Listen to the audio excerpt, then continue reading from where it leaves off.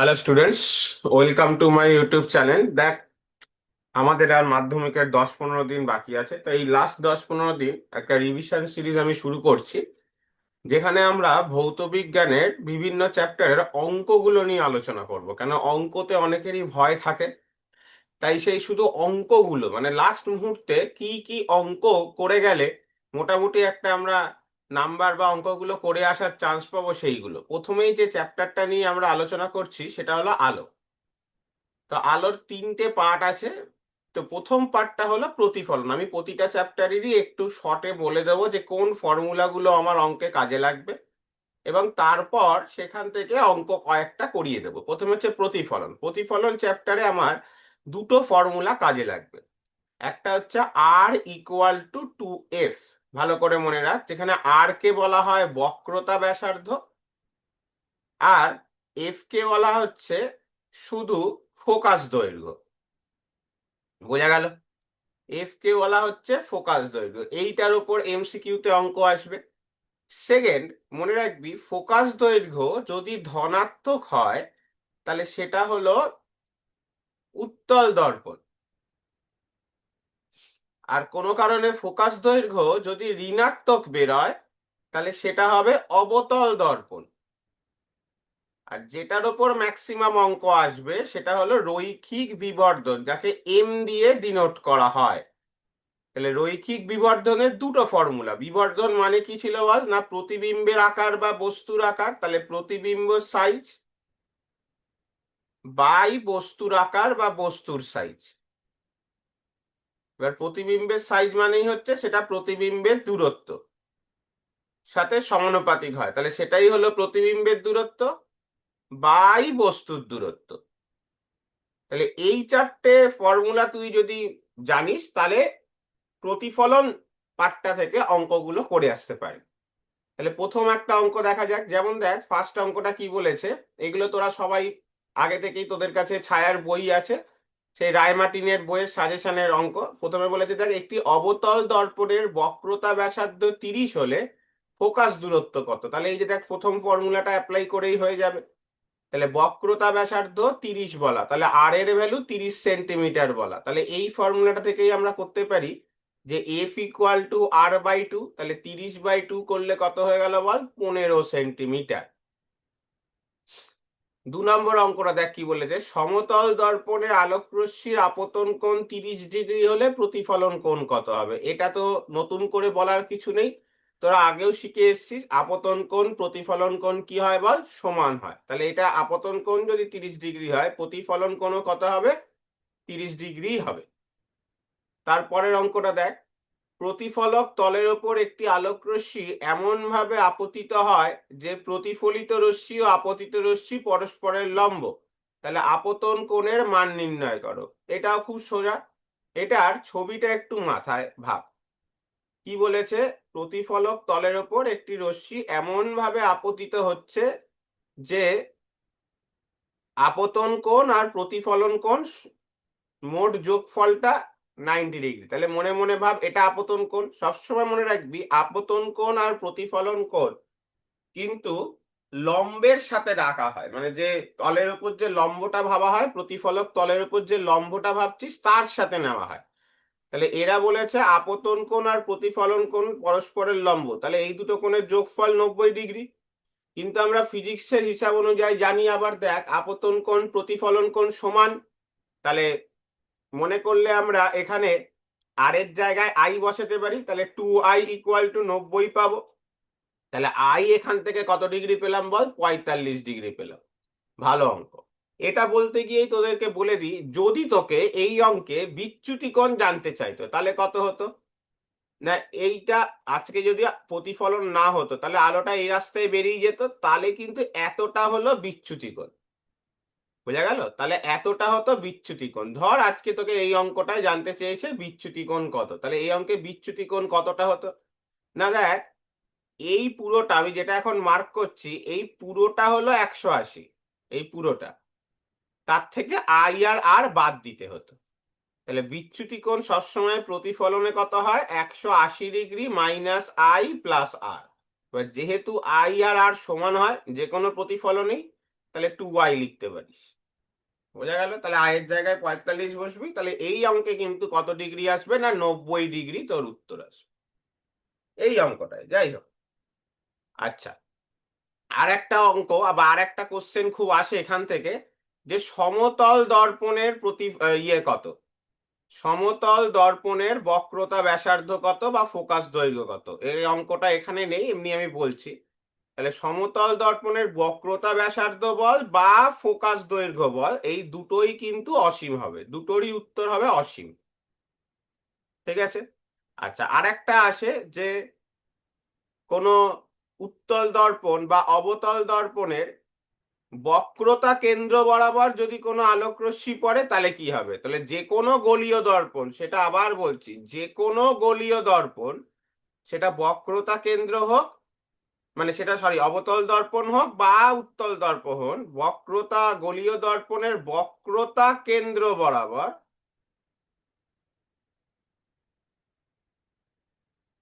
আলোক রশ্মি আপতিত হলে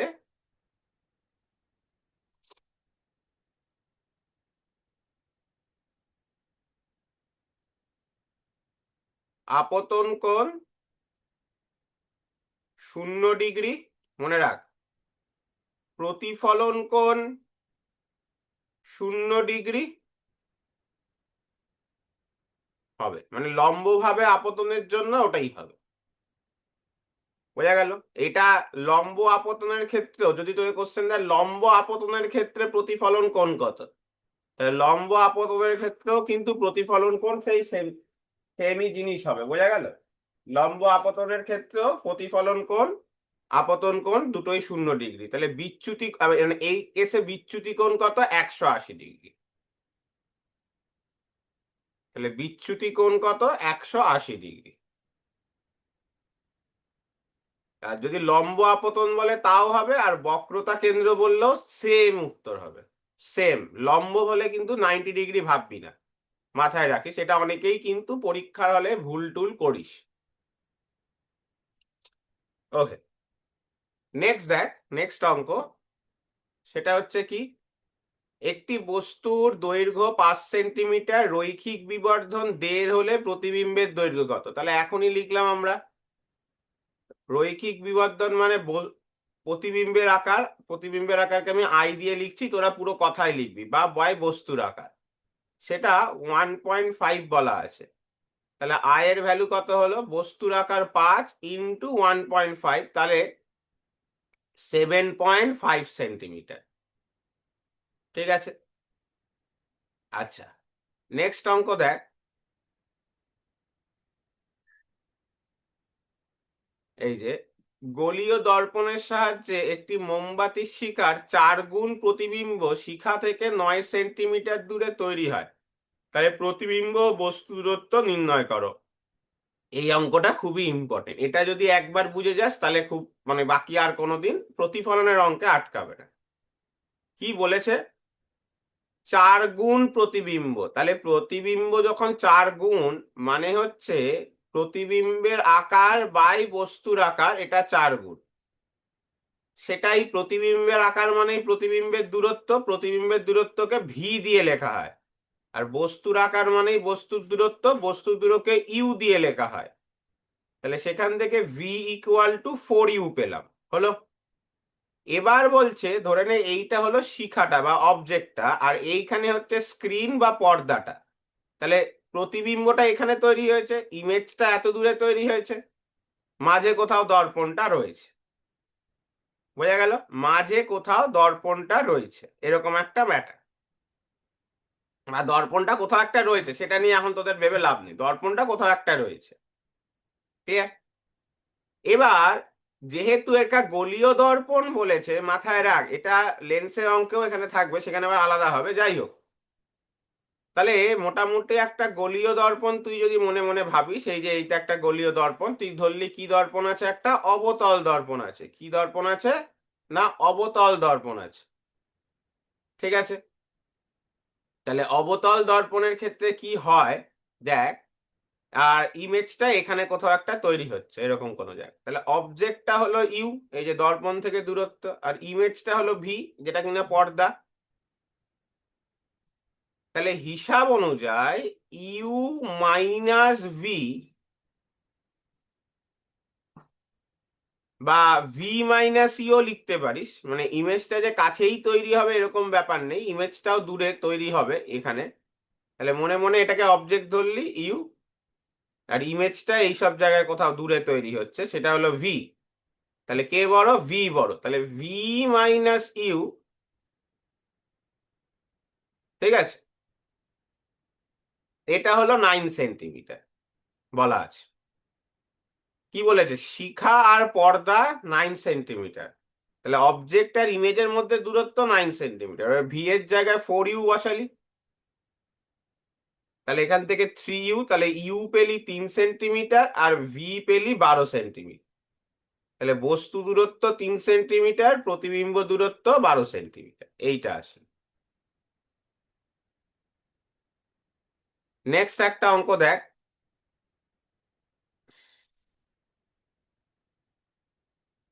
কি বলেছে দেখ এই অঙ্কটা, একটি বস্তুর দৈর্ঘ্য 5 সেন্টিমিটার, সেটিকে 20 সেন্টিমিটার ফোকাস দৈর্ঘ্যের অবতল দর্পণে 10 সেন্টিমিটার সামনে রাখলে 10 সেন্টিমিটার দৈর্ঘ্যের প্রতিবিম্ব তৈরি হয়। তাহলে প্রতিবিম্ব দূরত্ব, প্রতিবিম্বের বিবর্ধন ও প্রকৃতি কিরূপ?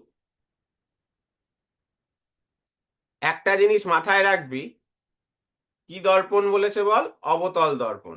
আগে দেখে নে অবতল দর্পণের এটা কিরকম কেস, এই অঙ্কটাও খুব করে রাখবি, এটাও খুব ইম্পর্টেন্ট অঙ্ক, ঠিক আছে? কিরকম কেস ভালো করে লক্ষ্য করে দেখ। দর্পণটার ফোকাস দৈর্ঘ্য 20 সেন্টিমিটার বলা, কিন্তু বস্তুটাকে রাখা হয়েছে 10 সেন্টিমিটার দূরে। তাহলে 10 সেন্টিমিটার দূরে রাখা হয়েছে মানে বস্তুটাকে ফোকাস দৈর্ঘ্যের ভেতরে রাখা হয়েছে। ফোকাস দৈর্ঘ্যের ভেতরে রাখা হয়েছে মানে কিন্তু অবতল দর্পণের ওই লাস্ট কেসটা মনে পড়ছে তো? অবতল দর্পণের লাস্ট কেস কি ছিল? এই যে এটা যদি ফোকাস হয়, বস্তু যদি এর মধ্যে থাকে, তাহলে এরকম একটা ছবি তৈরি হতো, হ্যাঁ কি না? আশা করি সবার মনে পড়ছে, ঠিক আছে? তাহলে কি হতো, দর্পণের পেছন দিকে এরা মিলিত হয়ে কি করতো, একটা অসৎ প্রতিবিম্ব তৈরি করতো। তাহলে অবতল দর্পণ, একটা মনে রাখ, অবতল দর্পণে যদি বস্তু দূরত্ব ফোকাস দৈর্ঘ্যের থেকে বেশি হয় তাহলে সদ্বিম্ব তৈরি করবে। হলো? যদি বস্তু দূরত্ব ফোকাস দূরত্বের কম হয় তাহলে অসৎ বিম্ব তৈরি করবে। সদ্বিম্ব সবসময় কি হয়? অবশিষ্ট হয়, মানে উল্টানো হয়। অসৎ বিম্ব সবসময় কি হয়? সমশীর্ষ হয়, মানে খাড়া হয়। মনে রাখ। তাহলে এখানে প্রকৃতি নিয়ে আর কোনো কোশ্চেন নেই, অসৎ বিম্ব তৈরি হবে, ক্লিয়ার হয়ে গেল, অসৎ বিম্ব আর সমশীর্ষ হবে যদি চায়। আচ্ছা, আর কি চেয়েছে বল? প্রতিবিম্বের প্রকৃতি কিরূপ হয়ে গেল? প্রতিবিম্ব দূরত্ব চেয়েছে আর প্রতিবিম্বের বিবর্ধন চেয়েছে, ঠিক আছে? আচ্ছা, বস্তুর দৈর্ঘ্য কত বলেছে? 5 সেন্টিমিটার। প্রতিবিম্বের দৈর্ঘ্য কত বলেছে? 10 সেন্টিমিটার। তাহলে আবার কি ছিল বল? ম্যাগনিফিকেশন, মানে প্রতিবিম্বের দৈর্ঘ্য বাই বস্তুর দৈর্ঘ্য ইকুয়াল টু প্রতিবিম্ব দূরত্ব বাই বস্তু দূরত্ব। প্রতিবিম্বের দৈর্ঘ্য 10, বস্তুর দৈর্ঘ্য 5। প্রতিবিম্বের দূরত্ব জানি না, বস্তু দূরত্ব 10 অঙ্কে বলা আছে। তাহলে এখান থেকে কাটাকুটি করে ভি ইকুয়াল টু কত পাচ্ছি বল? 20 সেন্টিমিটার। তাহলে প্রতিবিম্ব কত দূরে তৈরি হবে? 20 সেন্টিমিটার দূরে তৈরি হবে, কিন্তু দর্পণের পিছনে তৈরি হবে। কেন? যেহেতু আমরা জানি এখানে বস্তুটা ফোকাস দৈর্ঘ্যের থেকে কম, এই যে দেখ, এই যে এটা হলো 20 সেন্টিমিটার, পিছনে তৈরি হলো। তাহলে বিবর্ধন কত? বিবর্ধনের মান আবার আলাদা করে বার করে নে। বস্তু প্রতিবিম্বের আকার বাই বস্তুর আকার, প্রতিবিম্বের আকার 10 অঙ্কে বলে দিয়েছে, বস্তুর আকার 5 বলে দিয়েছে। তাহলে বিবর্ধন কত পাচ্ছি বল? না 2 পেলাম। বিবর্ধন কত পেলাম? 2 পেলাম। বোঝা গেল? এই হচ্ছে অঙ্ক। তো বারবার বলছি, এটা একটা দেয়। আচ্ছা, এই যে এই অঙ্কটা 11 অঙ্কটা একটু দেখে নে, তাহলে আর একটা ক্লিয়ার হবে। 50 সেন্টিমিটার ব্যাসার্ধ বিশিষ্ট একটি অ্যালুমিনিয়াম গোলকের বাইরের তলকে দর্পণ হিসেবে ব্যবহার করা হলো। দর্পণটির ফোকাস দৈর্ঘ্য এবং দর্পণটির প্রকৃতি কিরূপ? ভালো করে বোঝ, এখানে ব্যাসার্ধ বিশিষ্ট কি দেওয়া আছে, মানে আর এর ভ্যালু 50 বলেছে, কিন্তু সামনে কিছু বলা নেই মানে প্লাস ধরলাম। তাহলে ফোকাস দৈর্ঘ্য প্লাস আসলো, প্লাস মানে কি দর্পণ? উত্তল দর্পণ। বোঝা গেল? প্লাস মানে কি দর্পণ? উত্তল দর্পণ। মাইনাস হলে কি হতো? অবতল দর্পণ। এই হলো প্রতিফলনের অঙ্ক। তো বারবার বলছি যে ফর্মুলাটা খুব মনে রাখতে হবে, বিবর্ধন মানেই প্রতিবিম্বের আকার বাই বস্তুর আকার ইকুয়াল টুই আবার প্রতিবিম্বের সাইজ বাই বস্তুর সাইজ। তাহলে যে কটা মার্ক করে দিলাম হলুদ কালি দিয়ে দেখতে পেলিস, তোরা ভিডিওটাকে স্টপ করে একটা স্ক্রিনশট তুলে এই 5টা অঙ্ক ভালো ভালো করে করবি। ঠিক আছে? আচ্ছা, এরপর আমরা চলে আসছি যে পার্টটা, সেটা হলো প্রিজমের অঙ্কে বা প্রতিসরণের অঙ্কে। প্রতিসরণের অঙ্কে দুটো জিনিস জানতে হবে তোমায়। প্রথমে যেটা জানতে হবে সেটা হচ্ছে প্রতিসরাঙ্ক কাকে বলে। তাহলে প্রতিসরাঙ্কর কোশ্চেন মানে ফর্মুলা হচ্ছে সি বাই ভি বা 3 × 10⁸ শূন্য মাধ্যমে আলোর বেগ বাই ওই মাধ্যমে আলোর বেগ। তারপর তোকে জানতে হবে আপেক্ষিক প্রতিসরাঙ্ক কাকে বলে। তাহলে আপেক্ষিক প্রতিসরাঙ্ক মানে হচ্ছে ধর এই যে μ2/μ1, মানে একটা মাধ্যমের প্রতিসরাঙ্ক বাই যার মাধ্যমে বলেছে। 1μ2 মানে দ্বিতীয় মাধ্যমের প্রতিসরাঙ্ক 1-এর সাপেক্ষে। আর তুই যদি 2μ1 বলতো তাহলে 1 নম্বরের প্রতিসরাঙ্ক 2-এর সাপেক্ষে। মনে রাখবি যাকে সাপেক্ষে বলা থাকবে সে নিচে আসবে। আরেকবার বলছি, যাকে সাপেক্ষে বলা থাকবে সে নিচে আসবে। একদম পরিষ্কার কথা হলো। আচ্ছা, তারপরে মিউ এর সাথে আর কি সম্পর্ক ছিল? স্নেলের সূত্র। খুব অঙ্ক আসবে স্নেলের সূত্র দিয়ে। Sine i by sine r equal to μ2/μ1, যে মাধ্যমে যাচ্ছে বাই যে মাধ্যম থেকে আসছে। μ2টা হলো প্রতিসারক মাধ্যম, সবসময় মনে রাখবি μ2টা হলো প্রতিসারক মাধ্যম আর μ1টা হলো আপতন মাধ্যম। অনেকে এরকম ভেবে নেয় যে μ1টা কম হবে, এরকম কোনো ব্যাপার নেই কিন্তু। ঠিক আছে? আচ্ছা, আর কি লাগবে? আর হচ্ছে প্রিজমের প্রতিসরাঙ্কে বিচ্যুতির ফর্মুলা সবাই জানিস যে I1 + I2 - a। ন্যূনতম বিচ্যুতি কখন হয়? যদি অঙ্কে ঘুরিয়ে বলে দেয় যে ন্যূনতম বিচ্যুতি হচ্ছে, তার মানেই তখন তোকে কি ধরে নিতে হবে? I1 আর I2 সমান। আর প্রিজমের অঙ্কে আরেকটা থাকে কি, A = R1 + R2। কিছু না বলা থাকলে একে কি বলা হয়? প্রতিসারক কোণ। জেনারেলি সমবাহু প্রিজম বলা থাকে দেখবি অঙ্কে, তাই একে সাধারণত 60° ধরা হয়। সাধারণত, সব সময় 60° কিন্তু ধরলে হবে না। ঠিক আছে? অলওয়েজ 60° ধরলে হবে না, অঙ্কের উপর ডিপেন্ড করছে। এই হচ্ছে আমাদের প্রতিসরণ এবং প্রিজমের যে অঙ্কগুলো, তার উপর এই রকম ডিপেন্ড করে আমরা অঙ্ক করব। তো দেখা যাক।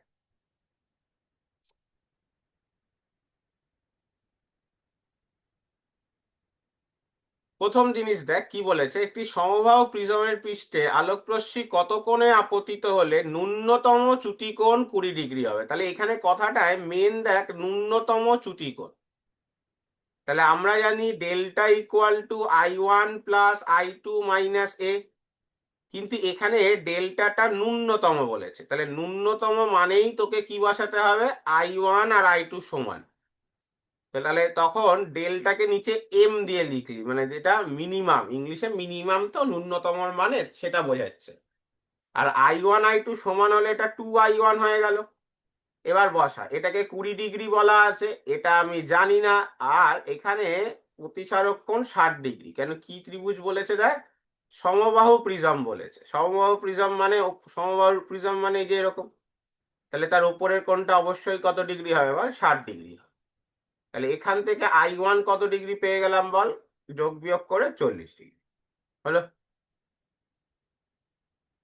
ওকে, সেকেন্ড অঙ্কটা দেখ কি বলেছে।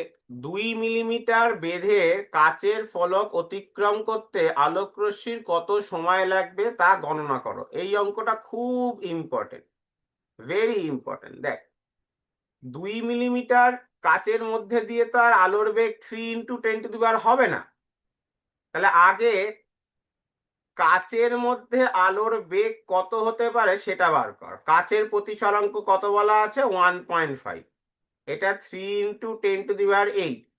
তাহলে এখান থেকে ভি এর ভ্যালু পেলাম 2 × 10⁸ তাহলে এটা কিন্তু কি পেলাম বল, আবার বলছি এটা কিন্তু কি পেলাম, কাচের মধ্যে দিয়ে যাওয়ার সময় আলোর গতিবেগ পেলাম। ঠিক আছে, হলো।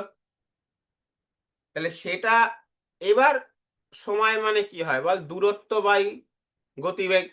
তাহলে 2 মিলিমিটার বলা আছে, মিলিমিটার মানে 10⁻³ আর এটা 2 × 10⁸।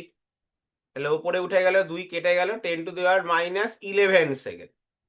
খুব ভালো অঙ্ক, ঠিক আছে। নেক্সট অঙ্কটা দেখ, কাচের মধ্যে আলোর গতিবেগ বলে দিয়েছে এত কিলোমিটার/সেকেন্ড, জলের মধ্যেও আলোর গতিবেগটা কিলোমিটার/সেকেন্ডই বলেছে। তাহলে জল ও কাচের প্রতিসরাঙ্কের অনুপাত নির্ণয় করো। তাহলে যেটা বললাম, মিউ মানে c/v, আলাদা আলাদা না বার করে দুটো এমনি রেশিও জানতে চেয়েছে। তাহলে μ1/μ2 কত হবে, v2/v1। যেখানে μ1টা দিয়ে আমরা কাচ বোঝাচ্ছি, প্রথম মাধ্যম কাচ বলেছে, μ2টা দিয়ে আমরা জল বোঝাচ্ছি। তাহলে v2টা দিয়ে আমরা জলের গতিবেগ, জলে আলোর গতিবেগ 2 × এটা বোঝালাম।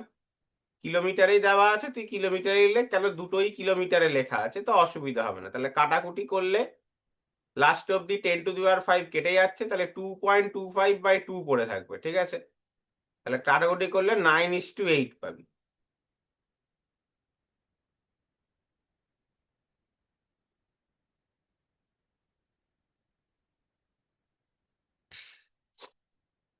নেক্সট দেখ কি বলেছে।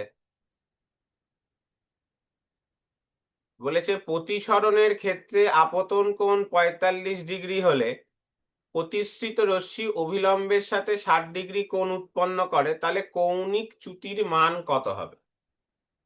তাহলে ভালো করে বুঝ, আপতন কোণ 45° বলেছে, প্রতিশ্রুতি রশ্মি 60° কোণ, মানে তুই যদি ভাবিস ছবিটা, এইটা হলো আপতিত রশ্মি। ভালো করে বোঝ, কত ডিগ্রি করেছে, 45°। আজকে যদি প্রতিসরণ না হতো আলো এই পথে পেরিয়ে যেত, কিন্তু আলো প্রতিষ্ঠিত হতে বাধ্য হচ্ছে কত ডিগ্রিতে, 60°। তাহলে বিচ্যুতি কোণ এটা, হ্যাঁ কিনা। তাহলে কত হবে, 60° - 45 করলে কত, 15°। বিচ্যুতি মানে তো কতটা বেন্ড হয়ে গেল বা বেঁকে গেল সেটা বোঝাচ্ছে। তারপরের অঙ্কটা আশা করি পারবি। আলোর বেগ চেয়ে বলা আছে প্রতিসরাঙ্ক, কি ফর্মুলা ইউজ করবি বল, μ = c/v। আলোর বেগটা বসাবি, তাহলেই হবে। ঠিক আছে, আচ্ছা।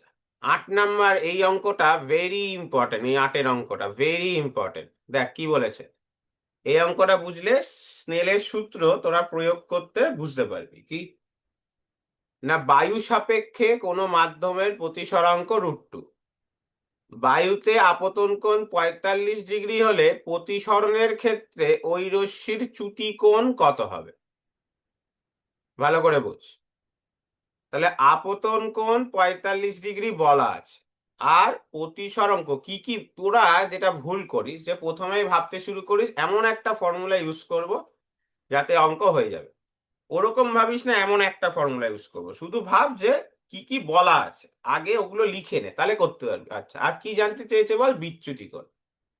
এবার নিজেরা ভাব, বিচ্যুতি কোণ মানে কি, আপতন মাইনাস প্রতিসরণ, অথবা প্রতিসরণ মাইনাস আপতন, যেটা বেশি সেটা থেকে ছোটটা বাদ দিতে হয়। তাহলে এবার বল কোথা থেকে হচ্ছে, আর কোনো মাধ্যম বলা নেই, তাহলে ধরেই নিতে পারিস তুই প্রতিসরণটা কার কার মধ্যে হচ্ছে, বায়ু থেকে ওই অন্য একটা মাধ্যম, যে মাধ্যমের √2 বলা সেখানে হচ্ছে। তাহলে বায়ু মানে তার প্রতিসরাঙ্ক 1, মাধ্যম মানে তার প্রতিসরাঙ্ক কত হবে, √2। তাহলে আলো আপতিত হলো 45° কোণে, প্রতিসরণ কত কোণে হলো আমি জানি না। তাহলে আপতন কোণের মনে মনে ডাকলাম, তাহলে কি লিখলাম, sin I/sin R = μ2/μ1। তাহলে sin 45°/sin R, এখান থেকে প্রতিসরণ কোণ বার করব। পরের মাধ্যম দেখ, যেটা বারবার বললাম স্নেলের সূত্রে, পরের মাধ্যমটা কত, √2, আগের মাধ্যমটা কত ছিল বল, 1। তাহলে এখান থেকে ক্যালকুলেট করলে sin R পেলাম হাফ, তাহলে আর কত ডিগ্রি পেলাম বল, 30 ডিগ্রি। তাহলে এইটুকুনি প্রতিসরণ কোণ কত আসলো, 30 ডিগ্রি। তাহলে বিচ্যুতি কোণ কত, আশা করি সবার ক্লিয়ার। এটা যদি 45 হয়, এটা পুরোটা কত হবে বল, 45। কিন্তু আমি তো বিচ্যুতি মানে এইটুকুনি চাই। তাহলে কত হলো, 45 ডিগ্রি মাইনাস 30 ডিগ্রি। তাহলে কত ডিগ্রি হলো বল, 15 ডিগ্রি। বিচ্যুতি কোণ প্রতিসরণের ক্ষেত্রে ফর্মুলাটা খুব সোজা, নয় আপতন কোণ মাইনাস প্রতিসরণ কোণ, নয় প্রতিসরণ কোণ মাইনাস আপতন কোণ, ডিপেন্ড করছে কে বড়। তাহলে তোকে আপতন কোণ মনে রাখবি, যখনই তোকে প্রতিসরণের অঙ্কে বিচ্যুতি বার করতে দিচ্ছে, তুই শুধু আপতন কোণ আর প্রতিসরণ কোণটা মনে রাখ, মানে বার করতে হবে, এটা মাথায় রাখ। তাহলে তোর বিচ্যুতি কোণ ইভেনচুয়ালি বেরিয়ে যাবে। ঠিক আছে, দেখ আর একটা স্নেল সূত্রের অঙ্ক কি বলেছে, একটা আলোক রশ্মি কাচের ওপর 45 ডিগ্রি কোণে আপতিত হয়ে 30 ডিগ্রি কোণে প্রতিসৃত হয়, তাহলে কাচের প্রতিসরাঙ্ক কত?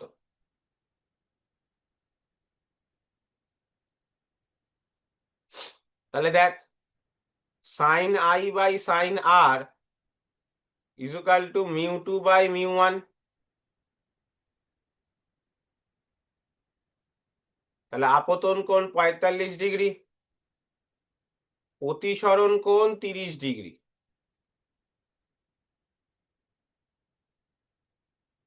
তাহলে কাচের জানি না প্রতিসরাঙ্ক, আর ধরে নিচ্ছি কিছু বলা নেই, মানে বায়ু থেকে যখন কিছু বলা থাকবে না প্রথম মাধ্যমটাকে নিয়ে, ওটাকে তোরা বায়ু ধরে নিবি। তাহলে এখান থেকে মিউর ভ্যালু দেখ, ভ্যালুগুলো বসিয়ে সাইন 45 1/√2 বসাবি, সাইন 30 হাফ বসাবি, ভাগ টাক করে এইটা আছে। ঠিক আছে, নেক্সট প্রিজমের অঙ্ক দেখ। এই যে এই অঙ্কটা খুব ভালো অঙ্ক। কোনো মাধ্যমে আলোকরশ্মি আপতনের পর প্রতিসৃত হওয়ায় 15 ডিগ্রি বিচ্যুতি কোণ সৃষ্টি হলো। যদি আপতন কোণ প্রতিসরণ কোণের 4/3 গুণ হয়, তাহলে মাধ্যমের প্রতিসরাঙ্ক কত? তাহলে বিচ্যুতি মানেই তো এখানে অঙ্কে বিচ্যুতির ভ্যালুটা বলে দিয়েছে, কত, 15 ডিগ্রি। বিচ্যুতি মানে কি, আপতন মাইনাস প্রতিসরণ। তুই বলবি দাদা তুমি কি করে বুঝলে যে আই মাইনাস আর করতে হবে, আর মাইনাস আই না? সেটার জন্য লেখাটা দেখ কি বলেছে, আপতন কোণ প্রতিসরণ কোণের 4/3। 4/3 মানে তো বেশি, 4/3 মানে তো বেশি, 4/3 গুণ বেশি। তাহলে 4/3 মানে আপতন কোণটা বেশি। তাহলে আপতন কোণ প্রতিসরণ কোণের 4/3 গুণ বেশি। তাহলে 4/3 মানে আপতন কোণের জায়গায় এরকম বসানো যায়। তাহলে 4/3 থেকে যদি 1 বাদ দিই, তাহলে এরকম পড়ে থাকলো। তাহলে দেখ আর এর ভ্যালু পেয়ে গেলাম 45 ডিগ্রি। আর এর ভ্যালু যেই তুই 45 ডিগ্রি পেয়ে গেলি, আয়ের ভ্যালু পেয়ে গেলি 60 ডিগ্রি। এবার তুই বসা, sine i by sine r equal to কত হবে, মিউ 2 বাই মিউ 1। কিছু না বলা থাকলে কি বললাম, মিউ 1 বলতে কি ধরবি বল, বায়ু মাধ্যম ধরবি। তাহলে এবার ভ্যালুগুলো আবার বসা, সাইন আই মানে 60 ডিগ্রি, মানে √3/2 বসাবি, বাই সাইন 45 ডিগ্রি মানে 1/√2 বসাবি। তাহলে এখান থেকে ক্যালকুলেট করলে ভাঙ পুরোটা রুটের ভেতরে হবে, √3/2 পুরোটা রুটের ভেতরে আসবে। ঠিক আছে, নেক্সট প্রিজমের একটা খুব ইম্পর্টেন্ট অঙ্ক, সেটা হলো এটা দেখ। একটি সমবাহু প্রিজমের মধ্যে দিয়ে আলোকরশ্মি এমন ভাবে যায় যে আপতন কোণ ও নির্গমন কোণ সমান, এবং কোণ দুটির 3/4 অংশ, তাহলে চ্যুতি কোণ নির্ণয় করো। ভেরি ভেরি ভেরি ইম্পর্টেন্ট অঙ্ক, মানে আসে এরকম অঙ্ক, বুঝতে পারলি? তাহলে তোকে দেখ কি বলে দিয়েছে, আপতন কোণ এবং নির্গমন কোণ। তাহলে আপতন কোণ মানে কোনটা ছিল, I1, আর নির্গমন কোণ মানে একদম লাস্টে I2। এরা দুজন সমান, এবং সেটা বিচ্যুতি কোণের 3/4 অংশের সাথে সমান। তাহলে বিচ্যুতি কোণ কত, আর সমবাহু প্রিজম বলেছে, তাহলে ডেল্টা ইকুয়াল টু কত ছিল, I1 plus I2 minus A. তাহলে I1 এর জায়গাও 3 ডেল্টা/4 বসালাম, I2 এর জায়গাও 3 ডেল্টা/4 বসালাম, এর জায়গায় 60 ডিগ্রি বসালাম। এই ডেল্টা গুলোকে সব একদিকে নিয়ে গেলি, দিয়ে ক্যালকুলেট করলে ডেল্টা ইকুয়াল টু 120 ডিগ্রি পাবো। বোঝা গেল, ডেল্টা ইকুয়াল টু 120 ডিগ্রি পাবো। আচ্ছা, নেক্সট অঙ্ক দেখ কি বলেছে, একটি আলোকরশ্মি 30 ডিগ্রি কোণ বিশিষ্ট প্রিজমের একটি তলে 60 ডিগ্রি কোণে আপতিত হলো। রশ্মিটির মোট ত্রুটি 30 ডিগ্রি হলে দেখাও যে প্রিজমটির দ্বিতীয় তল থেকে আলোকরশ্মি লম্বভাবে নির্গত হয় এবং প্রিজমের উপাদানের প্রতিসরাঙ্ক হলো √3। তাহলে দেখ, এটা করার খুব সিম্পল একটা অঙ্কর মানে ব্যাপার আছে। সেটা কি না, ক্যাপিটাল এটা 60 ডিগ্রি বলেছে, আপতন কোণটা আপতন কোণ 60 ডিগ্রি বলেছে, ক্যাপিটাল এটা 30 ডিগ্রি বলেছে, প্রিজম কোণ 30 ডিগ্রি বলা, আর মোট বিচ্যুতি 30 ডিগ্রি বলা। তাহলে প্রথমেই একটাই ফর্মুলা জানি, delta equal to I1 plus I2 minus A. তাহলে 30 equal to 60 plus I2 minus 30। তাহলে এখান থেকে I2 দেখ 0 ডিগ্রি পেয়ে গেলাম। তাহলে 0 ডিগ্রি মানে কি, যে প্রিজমের ওই প্রান্ত থেকে ছবিটা যদি তোরা ভাবিস, এই যে এটা হলো I1, এটা ছিল I1, এটা ছিল R1, এটা ছিল R2, আর এই লাস্টে ছিল I2। তাহলে I2 0 ডিগ্রি মানে লম্ব বরাবরই বেরোচ্ছে, বুঝতে পারলি? I2 0 ডিগ্রি মানে কি পেলাম বল, লম্ব বরাবরই বেরোচ্ছে, এরকম পেলাম। ক্লিয়ার কি ক্লিয়ার না? তাহলে এই শুধু I2 0 এটা দেখাতে হল। এবার প্রিজমের উপাদানটা দেখ, I2 যদি 0 হয় তাহলে R2 ও 0 ডিগ্রি হবে। আবার এ মানে হচ্ছে R1 প্লাস R2, এ 30 বলা আছে, R2 0 পেয়েছি, তাহলে R1 এর ভ্যালু 30 ডিগ্রি। তাহলে প্রিজমের কি ছিল ফর্মুলা বল, sine I1 by sine R1 equal to mu by 1। যারা বুঝতে পারছিস না আর একবার বুঝিয়ে দেবো, কোনো অসুবিধা নেই, একটু কঠিন অঙ্ক। তাহলে I1 এ কি বসালাম, 60 ডিগ্রি, R1 এ কি বসালাম বল, 30 ডিগ্রি। তাহলে √3/2, আর এটা হাফ আসলো। তাহলে মিউ এর ভ্যালু এখান থেকে ক্যালকুলেট করলে √3 বেরোবে। ঠিক আছে, এবার যারা এই লাস্টের দিকের গুলো বুঝতে পারলো না, এই যে এইগুলো আসলো কি করে, তারা ছবিটা সম্বন্ধে তাদের একটু ধারণাটা পরিষ্কার নয়, সেটা বুঝিয়ে দিচ্ছি, পরিষ্কার হয়ে যাবে। এই হলো আপতন কোণ I1, আর এই হলো প্রতিসরণ কোণ R1 প্রথম তলে। মনে রাখবি প্রিজমে দুবার প্রতিসরণ হয়। তাহলে প্রথমবার যখন প্রতিসরণ হচ্ছে বায়ু থেকে প্রিজমে হচ্ছে, তাহলে কি হবে, sine I1 by sine R1 equal to mu, মানে ভেতরের মাধ্যমটা মিউ, বাইরে 1, তাহলে মিউ বাই 1 মানে মিউ। পরের তলে যখন হচ্ছে তখন R2 হলো আপতন কোণ আর I2 হলো প্রতিসরণ কোণ। দ্বিতীয় তলে কিন্তু উল্টো, হয়ে যায় ফর্মুলাটা এটা হবে, sine R2 by sine I2 is equal to 1 by mu. কেন, তখন বায়ুতে যাচ্ছে প্রিজম থেকে, প্রথমবার বায়ু থেকে প্রিজমে আসছে, তাই প্রিজমের মিউ বাই বায়ুর মিউ। আর দ্বিতীয় তলে প্রিজম থেকে বায়ুতে যাচ্ছে, সবসময় যেটায় যাবে বাই যেটা থেকে আসবে, তখন কিন্তু বায়ুর মিউ বাই প্রিজমের মিউ।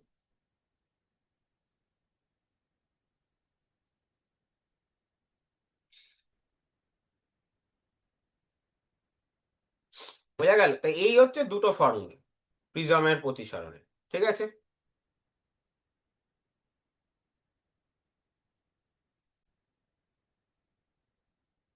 এরপর দেখ আমরা যে পার্টটায় আসছি সেটা হলো প্রতিসরণেরই একটা পার্ট, সেটা হলো লেন্স।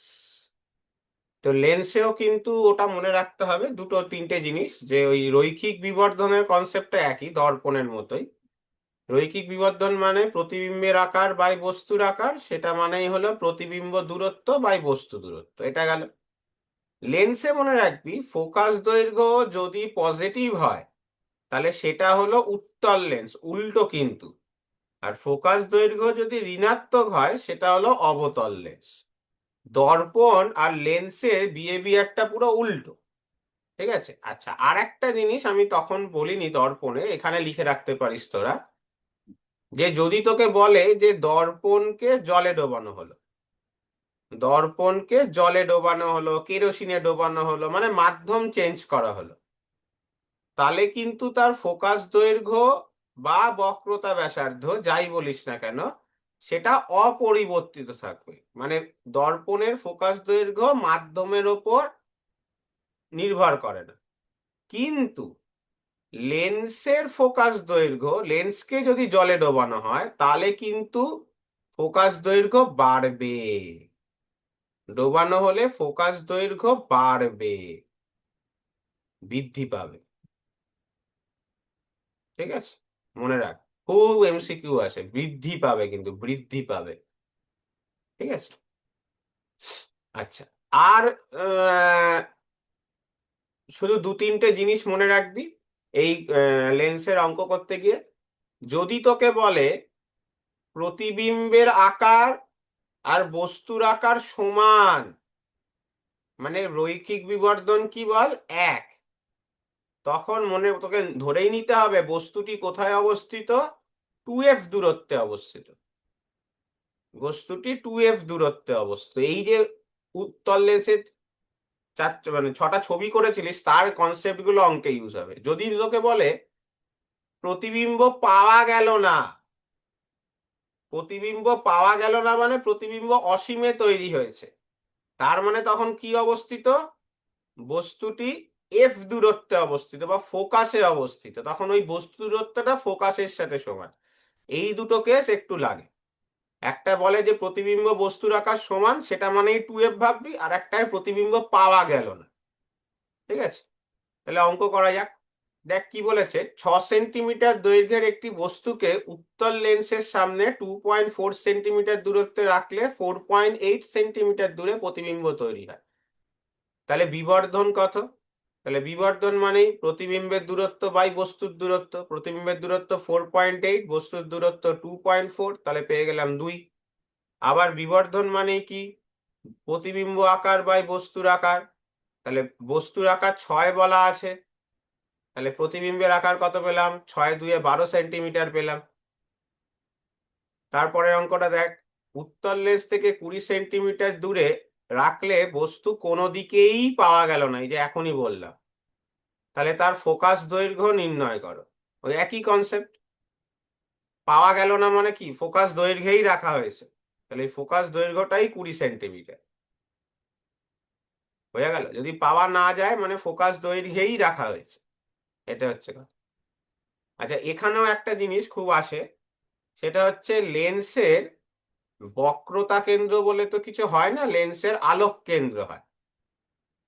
তো লেন্সের আলোক কেন্দ্র বরাবর যদি কোনো আলোক রশ্মি পড়ে, আলোক কেন্দ্র বরাবর, এটাও এমসিকিউ খুব আসে, তাহলে কিন্তু আপতন কোণ 0 ডিগ্রি, প্রতিসরণ কোণ 0 ডিগ্রি, মুখস্থ রাখিস। ঠিক আছে, আচ্ছা। আর একটা জিনিস, কখন স্নেলের সূত্র প্রযোজ্য হয় না, এই কোশ্চেনটা খুব দেয়, লম্ব আপতনের ক্ষেত্রে। লম্ব আপতনের ক্ষেত্রে মানে যদি আই 0 ডিগ্রি হয় তাহলে স্নেলের সূত্র প্রযোজ্য নয়। এই অঙ্কটাও খুব দেয়, ছোট ছোট এমসিকিউ এগুলো, ঠিক আছে, প্রযোজ্য নয়। আচ্ছা,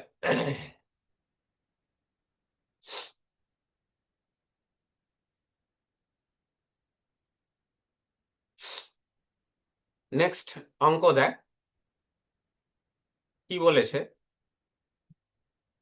একটি উত্তল লেন্স থেকে 20 সেন্টিমিটার দূরে বস্তু রাখা হলো, অসৎ প্রতিবিম্বটি 3 গুণ হয়, তাহলে প্রতিবিম্বের দূরত্ব কত।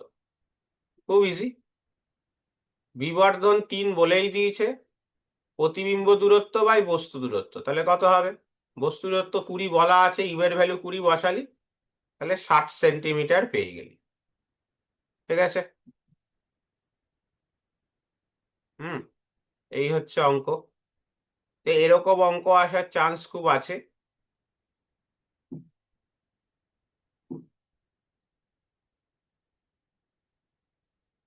হুম, এই 6-এর অঙ্কটা খুব ইম্পর্টেন্ট দেয়। কি বলেছে, 3 সেন্টিমিটার দৈর্ঘ্যের বস্তুকে উত্তল লেন্সের সামনে রাখলে সমশীর্ষ প্রতিবিম্ব পাওয়া যায়। সমশীর্ষ কথাটা ইম্পর্টেন্ট। প্রতিবিম্বটি 3 গুণ হলে এবং বস্তু প্রতিবিম্বের দূরত্ব 12 সেন্টিমিটার হলে বস্তু ও প্রতিবিম্বের মধ্যে দূরত্ব কত। এই অঙ্কটা খুব ইম্পর্টেন্ট। আর এই সমশীর্ষ বলা আছে বলে জিনিসটা আরো চেঞ্জ হয়ে গেল। দেখ, সমশীর্ষ মানে মনে মনে তুই ছবিটা ভাব, উত্তল লেন্সে সমশীর্ষ ছবি একবারই পাওয়া যায় যদি বস্তুটাকে ফোকাসের ভেতরে রাখা হয়। যখন বস্তুটাকে ফোকাস আর মেরুর ভেতরে রাখা হচ্ছে একমাত্র তখনই, আবার বলছি, যখন বস্তুটাকে ফোকাস ও মেরুর ভেতরে রাখা হচ্ছে একমাত্র তখনই উল্টো দিকে একটা প্রতিবিম্ব, মানে ওই এই যে এরকম হয়, এই যে তখনই একমাত্র কিন্তু সমশিষ্য হয়। মানে গল্পটা হচ্ছে এই যে, তাহলে এইটা প্রতিবিম্ব দূরত্ব ভি, এইটা বস্তু দূরত্ব ইউ। তাহলে অঙ্কে বলেছে বস্তু ও প্রতিবিম্বের মধ্যে দূরত্ব 12, তাহলে এখানে কিন্তু ভি মাইনাস ইউ 12 হবে। ভালো করে বুঝ। জেনারেলি আমি বুঝিয়ে দিচ্ছি, এগুলো তো তোরা লিখে নিয়েছিস। জেনারেলি কি হয়, দুটো কেস। যখন ইউ এর ভ্যালু এফ এর থেকে বড়, ওই একই রকম, তখন উত্তল লেন্সে কি হয়, সৎ প্রতিবিম্ব অবশিষ্য তৈরি হয়। তো তখন কি হবে, বস্তুটা এদিকে থাকবে, ইমেজটা এদিকে তৈরি হবে।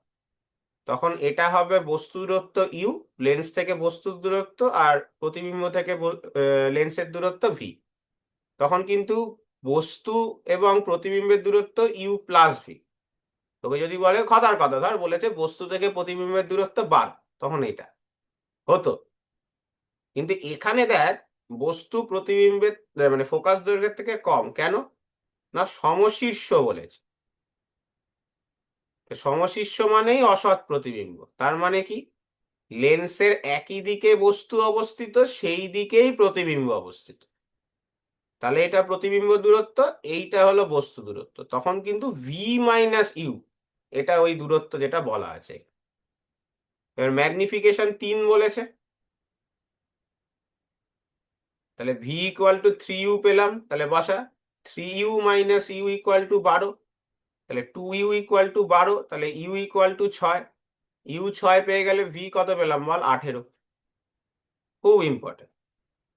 আচ্ছা, আর একটা ইম্পর্টেন্ট ফর্মুলা আমি বলিনি, বলছি, সেটা হলো এইটাই। লেন্সের ক্ষমতা বলা থাকবে, ফোকাস দৈর্ঘ্য বার করতে দেবে, বা উল্টোটাও বলা থাকতে পারে, ফোকাস দৈর্ঘ্য বলে দিতে পারে, ক্ষমতা বার করতে বলে। পাওয়ারের ফর্মুলা হচ্ছে 100/f, মনে রাখবে। পাওয়ারের ফর্মুলা হচ্ছে 100/f। তাহলে এফ মানে কত, 100/p।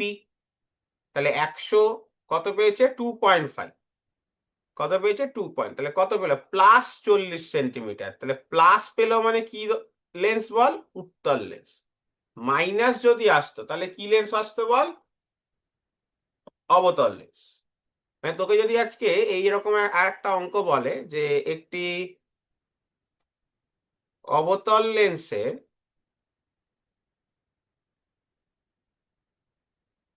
ফোকাস দৈর্ঘ্য 20 সেন্টিমিটার, ক্ষমতা কত,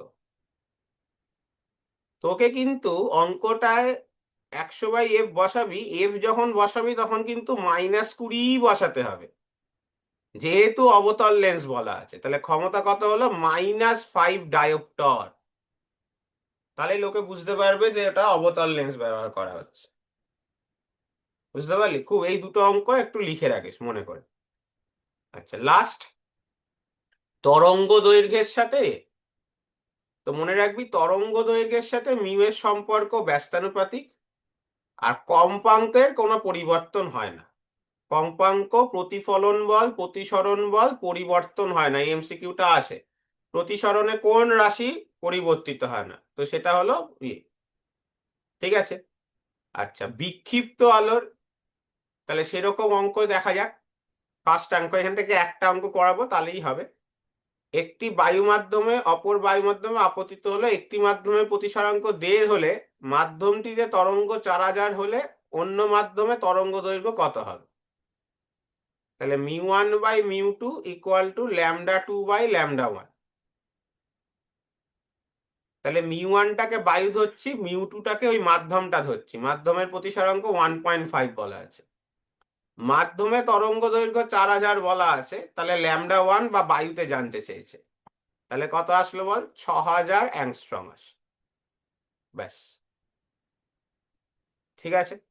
আর আলোর বেগ তো ওই মিউ ইকুয়াল টু c/v করে বার করে নিতে পারবি ওখান থেকে বসিয়ে। তাহলে এই ফর্মুলাটা, তাহলে এই হলো মোটামুটি আমাদের আলো চ্যাপ্টারের সমস্ত অঙ্ক। কারোর কোনো কনফিউশন থাকলে সে জানাবে। Thank you.